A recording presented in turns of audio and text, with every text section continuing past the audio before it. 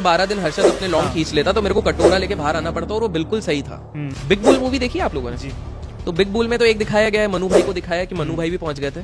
सिर्फ मनु भाई नहीं पहुंचे थे, उनके एक शिष्य जो अभी भी अलाइव है, डी बस वो भी पहुंचे थे। और कितना दिया था वो भी मुझे पता है।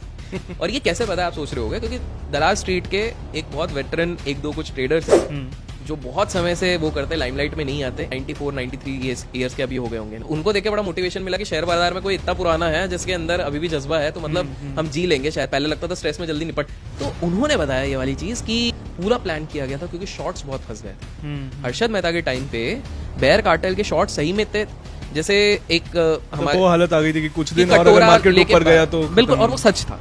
चलिए थोड़ा सा मैथ्स बता देते हैं आजकल लोग ना। फिर 2014 या 16 में एक फार्मा कंपनी है जो फाउंडर है, वो एक दिन के लिए ब्रीफली बन जाते हैं रिचेस्ट। उसके बाद इतने एफडीए रेगुलेशंस आ जाते हैं उस कंपनी में, वो आज तक रिचेस्ट नहीं बन पाए। फिर 2021-22 में अचानक से एक और पार्टी जिसके बारे में आप बात कर रहे हैं वो बन जाते हैं रिचेस्ट। फिर कहीं से खबर आती है और फिर वापस चल जाता है। तो इस तरह के कोइंसिडेंस काफी होते हैं। तो ये जो चीज भी हुई ना, मतलब इंडिया में सेकंड रिचेस्ट बनना आसान है, रिचेस्ट बनना मुश्किल। रिचेस्ट मत बनो, सेकंड या थर्ड रहो। नहीं तो सेकंड भी नहीं रह पाओगे। सेकंड थर्ड आपको पता है कि जब हम जो जिसकी बात कर रहे हैं उनके, तो जब भैया उनके आगे निकलने वाले थे 2008 के आईपीओ में, वो खुद नहीं बच पाए। जब भाई नहीं बच पाए, पता नहीं किसकी बात हो रही है। उनके भाई ने जहां से लोन लिया, उनके भाई के लोन वालों ने बोल दिया अब आपको नहीं देंगे। और इसी भाई ने उसी बैंक से लोन लेकर उनके एसेट्स उठाए। एक बहुत कुछ बुक रिकमेंडेशंस उनके लिए शुरुआत आप कीजिए कॉमन स्टॉक्स अनकॉमन प्रॉफिट, वो काफी अच्छी किताब है, बेसिक है, समझ में भी आएगी। उसके बाद आप जाइए पीटर लिंच। तो उस समय पे उनने लिखी है one up on the wall street लिखी हुई है, ये काफी अच्छी किताब है। थोड़ा ऑपरेटर का माइंडसेट हल्का फुल्का समझना है, ज्यादा डिटेलिंग में तो कोई लिखेगा नहीं, but reminiscence of a stock operator है जो जेसी लिवरमोर एक फेमस ट्रेडर है, उन्हीं पे आधारित है। अब वो पढ़िए। तो ये पहले 3 से शुरुआत कीजिए।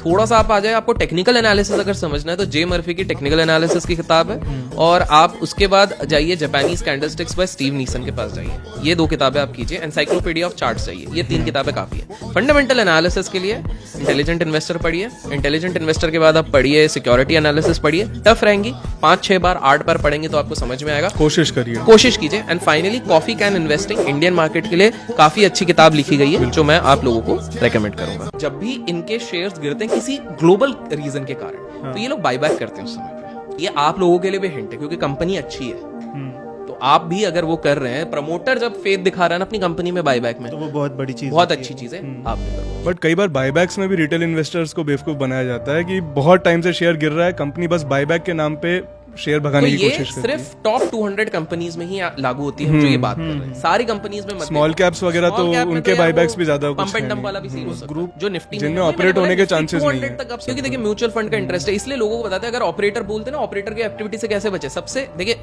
होना तो हर जगह थोड़ा बहुत है, लेकिन अगर म्यूचुअल फंड्स उसमें इंटरेस्ट दिखा रहे हैं, FII DI का थोड़ा उसमें स्टेक रहता है, हल्का फुल्का भी भले ही रहे, वो अच्छे, बहुत पुराना हिस्ट्री, एटलीस्ट 15 साल पुराना हिस्ट्री है, प्रमोटर काफी प्रूवन है, तो अच्छा। 17-18 की बात है, एक इलेक्ट्रॉनिक्स कंपनी आई। इलेक्ट्रॉनिक्स कंपनी ने इन्वेस्टमेंट बैंक से बात करके बोला कि हमको अपना IPO निकालना है। इन्फ्लेटेड वैल्यूएशंस दिखाए, सब कुछ ये दिखाया।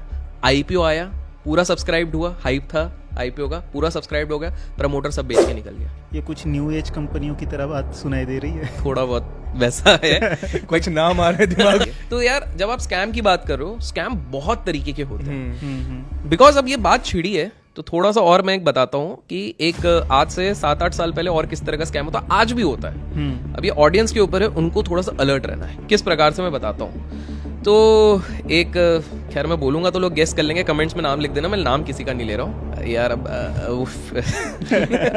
हमारे देश के जो अच्छे स्टॉक है, जो महंगे हैं, वो आगे चल के और महंगे होंगे, क्योंकि आज जिसका अच्छा FMCG प्रोडक्ट बिक रहा है वो 10 साल बाद तो और डबल बिकेगा ना, ट्रिपल बिकेगा।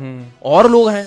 और सबसे बड़ी चीज यहाँ पे ये हो रही कि हमारी जो पॉपुलेशन है वो गांव से शहरों की तरफ माइग्रेट हो रही है। बिल्कुल। तो उनका परचेसिंग पावर जैसे जैसे बढ़ेगा, ये सारी चीजें डिस्पोजेबल इनकम बढ़ेगी तो एग्जैक्टली ये सारी बढ़नी। और एक ट्रांजिशन देखिए, हमारा देश एग्री इकोनॉमी था, दुर्भाग्यवश किसानों के साथ काफी वो चीज हो रहा है, वो अपने बच्चों को भेज रहे हैं शहरों की तरफ।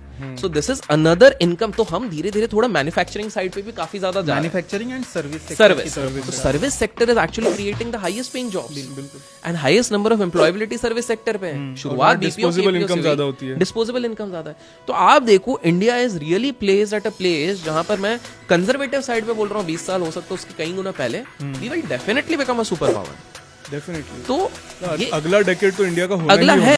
आप जब बात करोगे पॉलिटिकल नेक्सस हो, ये भी पॉलिटिकल क्लोज थे, वो भी पॉलिटिकल क्लोज है, मित्र बहुत अच्छे अच्छे हैं इनके, है ना। तो फिर ऐसा पक्षपात क्यों किया गया? मित्रता तब तक ठीक है जब तक आप मित्र के नीचे तक बने रहते हो। अगर आप मित्र के ऊपर बने हो तो मित्र भी चाहेंगे ना कि हम दूसरे थोड़े और दोस्त बना ले, क्योंकि इस दोस्त के भाव बढ़ गए थोड़े।